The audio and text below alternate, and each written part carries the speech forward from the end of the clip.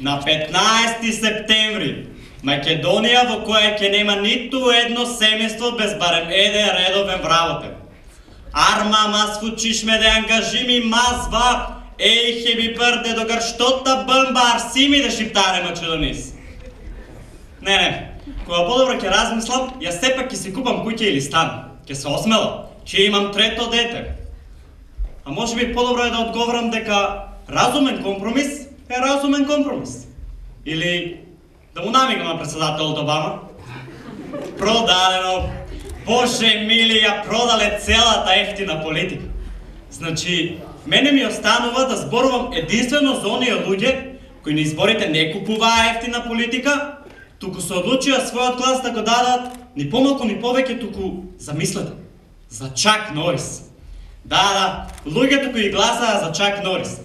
Тие луѓе се апартидиви. Вака го започна својот говор студентот од правниот факултет Кристијан Панев, кој е победник на годинашните ораторски средби кои беа во организација на Универзитетот Гоце Делчев.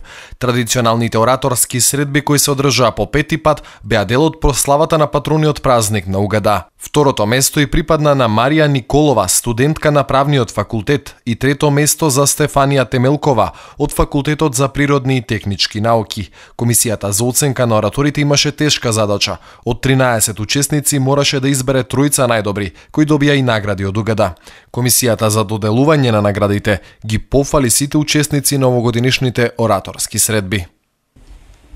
Морам уште еднаш да потенцирам дека не ставите на вистинска мака, дека сме восхитени од храброста, од талентот на нашите студенти и ви охрабрувам да продолжите.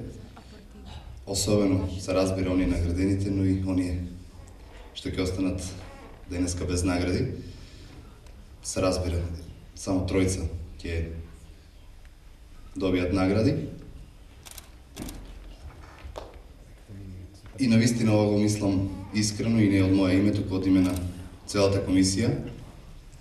И не во ласкава смисла, туку вистински, сите бевте брилијантни. Првонаградениот Кристијан Панев настапи со темата кои се луѓето кои гласаа за Чак Норис. Второ наградената Марија со темата Тивкиот холокауст, а трето наградената Стефанија со темата Дете на новото време. Имаше најразлични теми, а студентите позитивно изненадија со своите критички и издржани ставови. Ораторските средби се одржуваат традиционално на Универзитетот Гоце Делчев, а годинава за прв пат се одржаа во рамките на прославата во Штип.